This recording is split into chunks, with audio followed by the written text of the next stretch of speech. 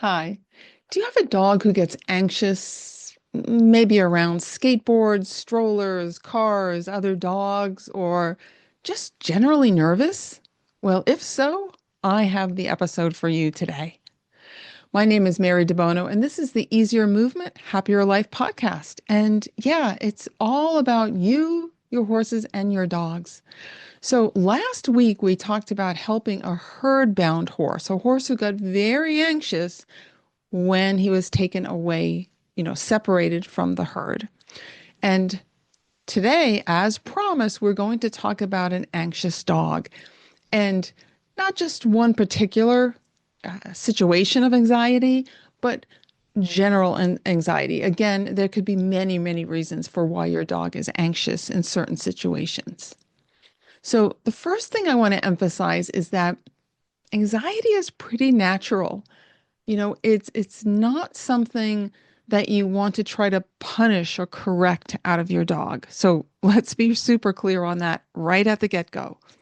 I know that there are some methods that want you to be, trying to convince your dog through punitive means that that's not good behavior, but that tends to just make the problem worse, usually a lot worse. So we don't want to do that. So just like, people get anxious in certain situations, right? And yelling at them or even worse things would not make that person feel more secure and confident, right?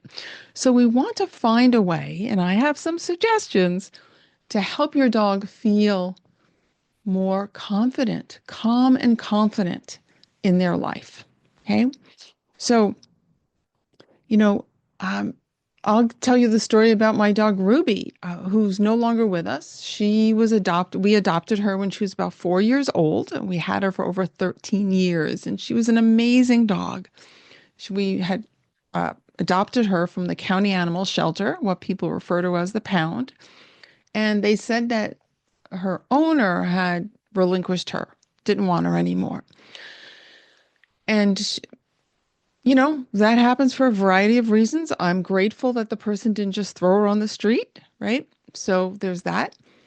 But not too long after we had adopted Ruby, I mean, it wasn't right away. It was maybe a week or so into it. We were walking her, Gary and I, my husband and I, were walking Ruby and our other dog, Chester, down this sidewalk in a little coastal area of San Diego. And, they were just trotting along normally. And suddenly, this young guy on a skateboard, he was in the middle of the road, so he wasn't real close to us or anything, but he comes skating by, and Ruby went bananas. She barked and lunged towards him, but then she did something that was really, really heartbreaking. She threw herself on the ground and started to cower. Now, the skateboarder was long gone. She wasn't cowering because of the skateboarder. She was cowering what Gary and I felt. It was like so obvious that she was expecting us to react to her lunging and barking towards the skateboarder.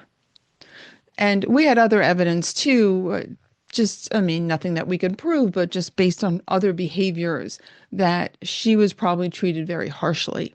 So this wasn't building her confidence. It wasn't helping her deal with skateboards, or we found out basically any wheeled thing. She didn't mind cars, except if they were convertibles. She didn't like those. She didn't like motorcycles, bicycles, strollers, again, skateboards, anything like that.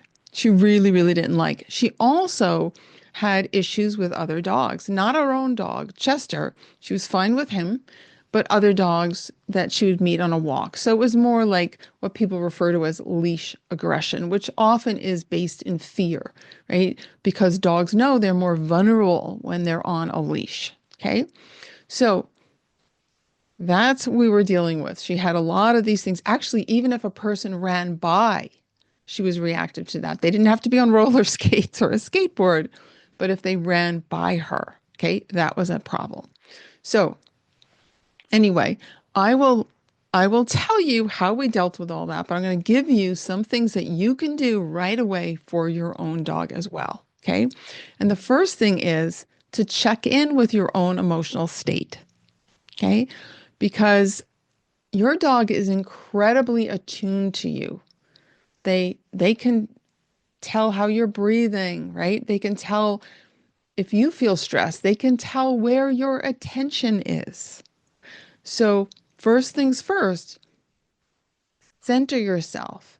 Take a moment, notice how you're breathing. Ask yourself, can you let go of any unnecessary effort in your body, any unnecessary tension? Just let it melt away. And this, of course, is easier to do when you're in a calm environment. And it's almost like it's something you have to practice, if you will. You have to get good at that, at noticing where you have unnecessary tension. Because a lot of times you don't even know you have it, right? Your shoulders might be up by your ears and you don't even realize it because it's so habitual. So get into, you know, this idea that every once in a while throughout the day, you check in with yourself. Where can I let go? Maybe around your eyes or your mouth, your jaw, right? Maybe your hands, maybe as you're driving, you're gripping your steering wheel really hard. So start to really become more self-aware of how you're, manifesting this tension in your body, both in your body and in your mind. Okay, so that's number one. Because remember, it's like you're creating this feedback loop with your dog. And as your dog maybe is stressed, you get more stressed, and that makes your dog more stressed, and it's all that. So you want to interrupt that downward spiral. So get a whole, concentrate on yourself first. And you can do this like if you're in a place like you're at home and you're in a quiet environment, you could lie on the floor and just go from head to toe, or something you might want to do in bed before you go to sleep or before you wake up. Like, where can I let go of tension? Just do like a progressive relaxation. Okay. And check in again with your breathing. Okay. So now let's start talking about working with your dog. Now, what's important, we talked about this last week when I talked about the herd-bound horse, is picking the right environment so that you can best help your dog. So you want to pick the time of day and the location where your dog is the most comfortable. Maybe that's in your bedroom at 6 p.m., after your dog's, had dinner, and it's quiet, right? Or maybe it's early in the morning in the living room.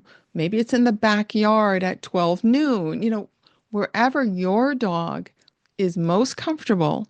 And also remember to think about the time of day. If your dog is expecting exercise, a walk, you don't want to interfere with that.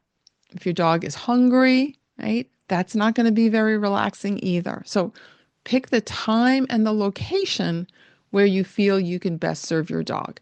And make sure, like, if you live with other people, kids, partners, whoever, make sure that they're leaving you alone, okay? That they're not going to cause a distraction, right? Maybe unintentional, but we don't want to do that, okay?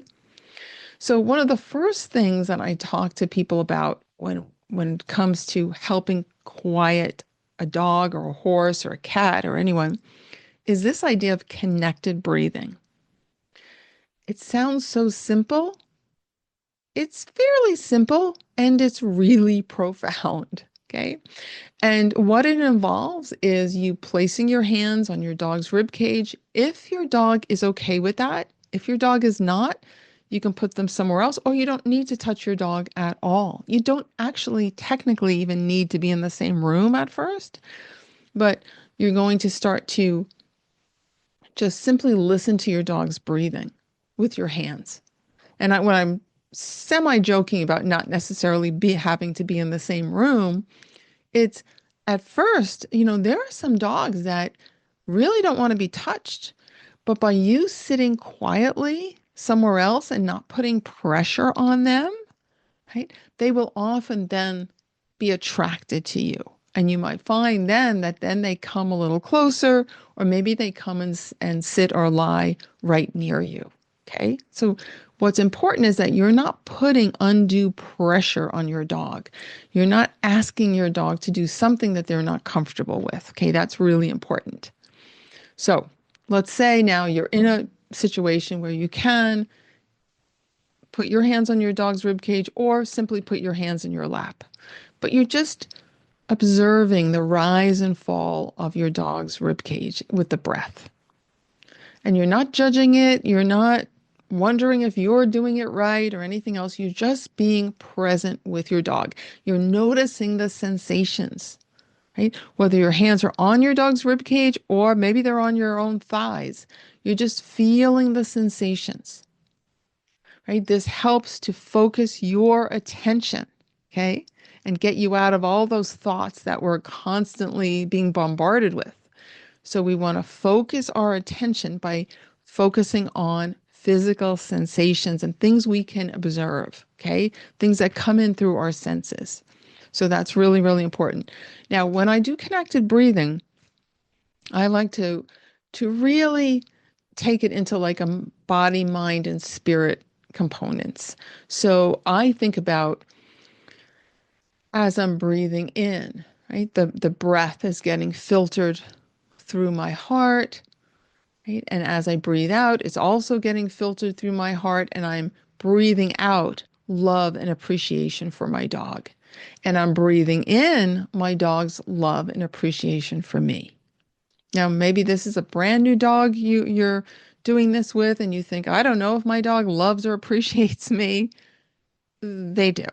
So just take that in. So often we don't do it reciprocally. Like, in other words, we are constantly focusing on what I quote unquote have to do for my dog. And we don't take that other step of kind of closing that loop of, yes, they're sending you love and gratitude as well. So I like to think of this as like, I imagine it as an infinity loop that I am sending out through my heart. It's like my breath gets filtered through my heart, goes out, and I'm sending out love and appreciation, right? My dog breathes that in, and then exhales, and then I breathe that in. Now, you don't have to time your breath or do anything, you know, that convoluted with your dog. It's just breathe in a relaxed way. And I suggest you imagine this infinity loop of the breath. It's a way of connecting you with your dog. So even if you're not touching your dog, it's like you have this connection through the breath. And I like to give the breath a color. And again, this is just in your imagination. It could be silver, it could be gold, it could be light blue, it could be green, it could be whatever color you want it to be. But it's nice to visualize it. And I found, and this works very, very well with horses as well, and you can do this even in the saddle. I have found that it can really, really help calm an animal, and you're also calming your own nervous system by doing it. Okay, so this is super important. It serves as kind of like a reset. So it quiets the noise, and that tension, contributes to your nervous system. So if you or your dog is dealing with mental tension or physical tension, right? Discomfort of some kind, right? It's like background noise in the nervous system. What connected breathing can do is quiet that down, right? So you have more like a clean slate to work from, okay? So very, very important. And I have put a link in the description where I actually demonstrate how I'm doing this with a dog, and then some other stuff that I'm going to talk about today as well. We're going to, that will also be videos that you can learn from. Now, something I want to say about this whole idea of love and appreciation. So number one, animals are incredibly sensitive to the energy of appreciation, which is a good thing. And the HeartMath Institute, which does a lot of work with heart rate variability, which is like a biometric for physical and cognitive performance, they have found over the years, there's been a lot of studies with this, that when you're in that state of appreciation, when you're in gratitude, it puts you in more optimal heart rate variability, which again is a higher performing state for you, both physically and cognitively. Okay. So this is a really great state to be in. So that's why if you think about religious traditions from around the world for, centuries and centuries, right? One thing that they have in common, so many of them, is they talk about the value of gratitude. And there's a lot of reasons for this that affect you emotionally, but also affect you physically, right? It actually changes your physiology, right? Which is measured with the heart rate variability metric. So it's really, really a nice thing to do for both you and your animal when you do connected breathing. Okay. And the other thing is, what I love about this is good. I hate to use the word training, but in other words, it's a great learning tool for you as well, because later on, we're going to talk about this today. You're going to be in more challenging situations with your dog. You're going to leave the bedroom or the living room or the backyard. And since you've been doing the connected breathing, which you can think of kind of like as a meditation with your dog, right? That's going to put you in a better place. In other words, you'll be more prepared when you're out there in the real world and maybe dealing with that skateboarder that goes by, or you see another dog coming towards you, right? Now you have more control over your own internal state. Okay, so very, very important.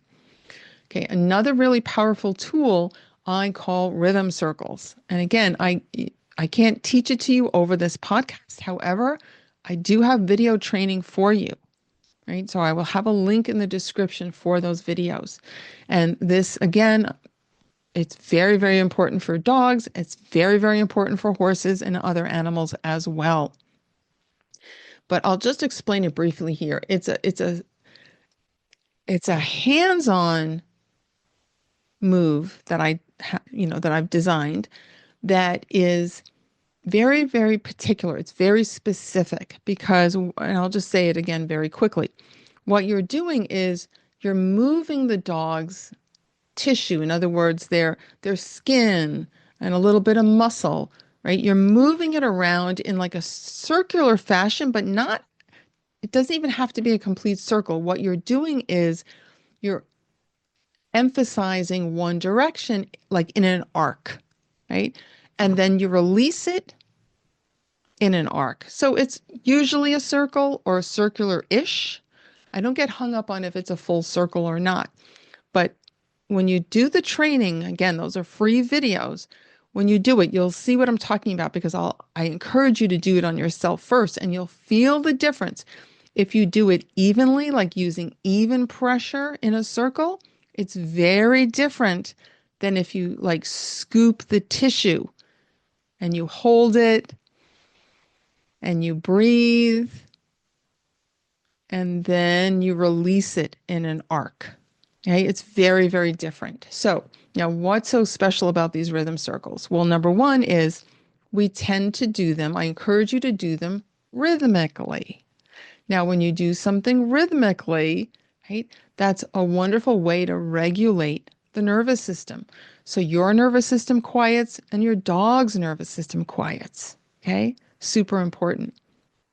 And the other thing is that it's a gentle touch and it's done slowly. It's not quick. We're not doing like little fast circles. This is slow, right? It also encourages you to breathe, right? Because you're holding it, you're taking a breath, and you're releasing it.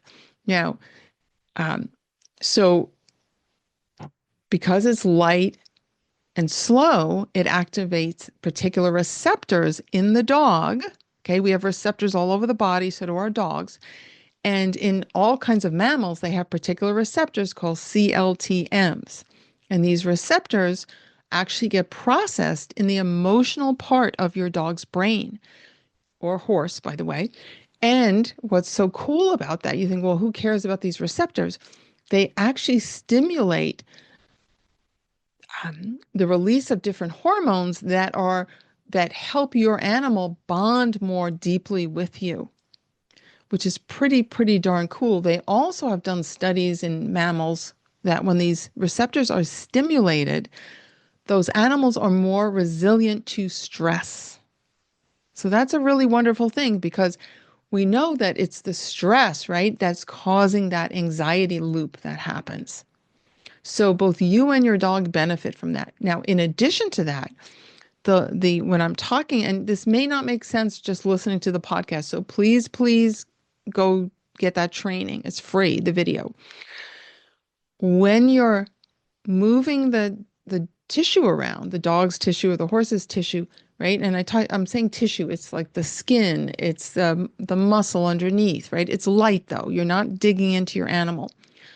What you're doing is you're providing a sense of support, right? Which allows them, the dog or the horse, to let go because you're relieving the tension in that tight tissue. This is really important because what you're doing is you're actually creating a tactile conversation. In other words, you and your dog are having a conversation with your hands. And your dog is listening, right? They're paying attention to what you're doing. And their nervous system is responding. And you're responding based on what your dog is how your dog is responding. You're responding to the response, right? So, for example, you might notice your dog taking a deeper breath. Well, then you're on the right track.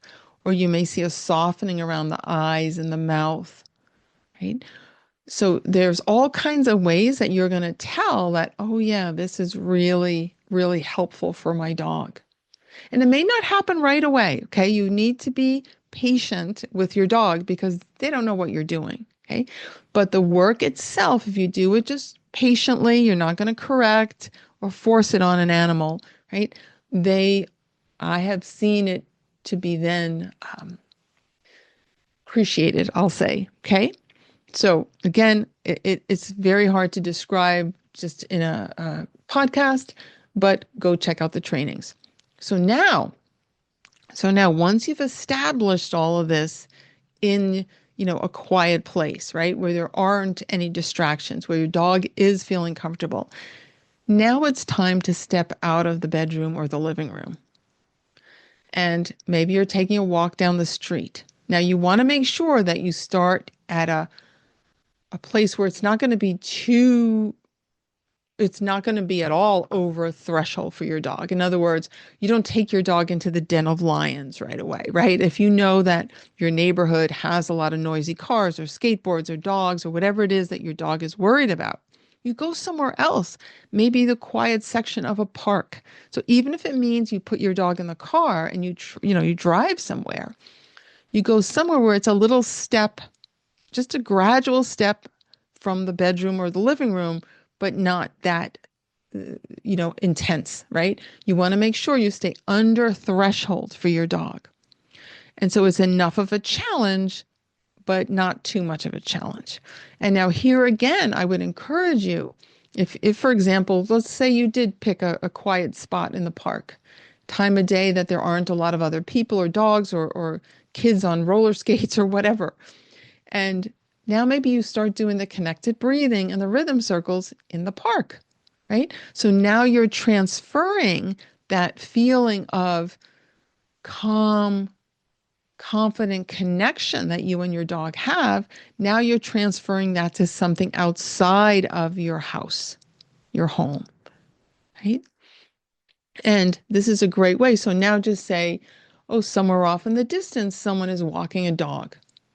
And that is something maybe that in the past would get your dog over threshold. Well, now you can restore that sense of ease by doing the connected breathing and the rhythm circles. Okay. So then you start going to gradually little bit more challenging situations. But the key thing is you don't want to go over a threshold. So this can take a while. It can take a while. So, and what I want to emphasize is that this work that I'm talking about, and by the way, we do a lot more, and people who have gotten my book, Grow Young with Your Dog, or, have studied with me, there's many different hands-on moves that I teach, and they're for different things, help many variety of situations for your dog, whether it's mobility, recovering from injuries, whatever it is. But this isn't just about relaxation. I want to be really clear about that. It's not about just relaxing your dog. There's a lot of ways to relax a dog. It's not just about this. what we're doing is we're stimulating the creation of new neural pathways, right? We're creating, we're stimulating and promoting what they call neuroplasticity. Your dogs and your ability, your nervous system's ability to adapt to new sensory stimulation, right? Basically to adapt to the environment. So by you touching your dog with the connected breathing and the rhythm circles, right? You are helping your dog feel differently. And when they feel differently in their body, right, it starts to interrupt their habitual responses. They no longer feel the same, right? They feel better. They have more options. So this is really, really crucial. This is about helping them get into a state where they recognize they don't need to be stuck in their habits. Okay. So by feeling differently physically, you can also free them emotionally. Right? It puts them into a different learning state. This is all about learning. Okay. So again, it takes them out of the habitual. And it's just like we have all these habits of how we sit, how we stand, how we move, and how we think. Well, your dog has habits too. So they can get habituated into these states of tension, both physical and emotional tension. And by you using your hands in these specific ways, you can help release them from that. So they have more options in life. Okay. And that really is the heart of the Debono Moods approach that I teach. It's to give yourself and your animals more options in life so that you can move easier and feel happier together.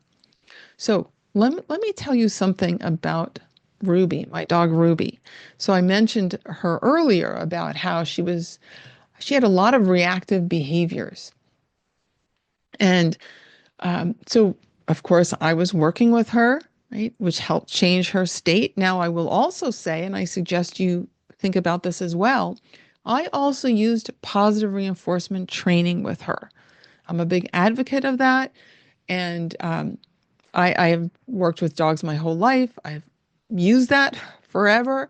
And it's a wonderful way to help change a dog's association with something that they used to be afraid of.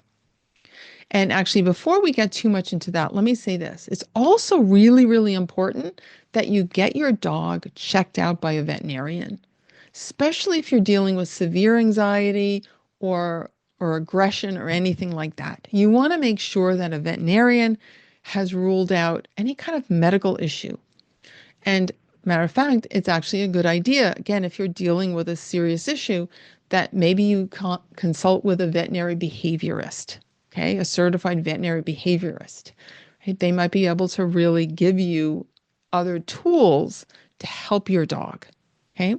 And then another thing I'm going to advocate for is working with a proper positive reinforcement trainer. Now, and the way I say proper is the reason I said that is because I have seen, unfortunately, a lot of people that say, oh, yeah, yeah, I'm a positive reinforcement trainer. And yeah, they also use shock collars and prong collars and other things. No, no, no, no, no. And then if they're pushed, they'll say they're balanced or they're hybrid or some other thing like that. I have found that to be not good for dogs. Okay. Not good, especially if you're dealing with an anxious dog. I mean, it's my opinion, of course. So take it as you wish. But my opinion is that the positive reinforcement method is the way to go. So if you are interviewing trainers, and I do hope you interview them and not just, hire the first one you meet, unless they're really, really good and you're convinced of that through the interview, but to really drill down and find out what methods they use and maybe speak to other clients or something, because that's really, really important. We want to build up the dog's confidence, okay? We don't want to do anything aversive with the dog. That just makes matters worse. So, but let me tell you a quick story and then we'll wrap up the episode. So one day I was again walking Ruby and our dog Chester, walking down the street. We had come from the park and this time Gary wasn't there. And I'm walking down and I never heard this lady. I just didn't hear her.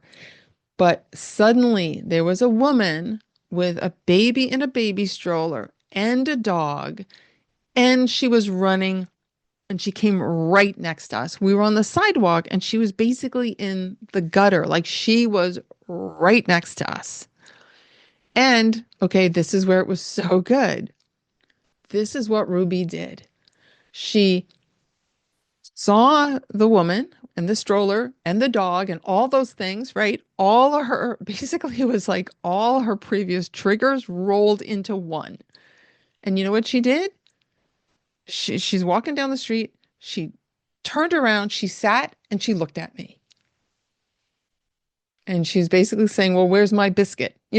I was so proud of her. I cannot tell you how proud I was, but I was one proud mama because I had no idea that woman was coming, and the dog and the stroller and the whole thing and the running. It was again all her previous triggers. And so that was the result. So I just want to say that there is hope. This is not generally a quick fix. This is a process.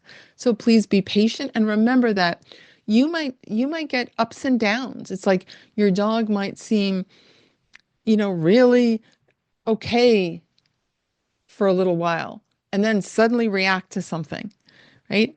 And then be okay again. That is a part of the learning process. So please be patient with yourself, be patient with your dog, and just have fun with it. Like, be curious, be kind, be compassionate, and enjoy your dog. So thank you so much for joining me. I hope this was helpful. Let me know what you're dealing with. You can always reach out to me, mary@marydebono.com. I'll make sure that email is also linked in the description. Don't forget to grab your free video training, and we also have a rider free video training. You'll hear about it in just a moment. So thank you so much, and I look forward to talking to you again soon. Bye for now.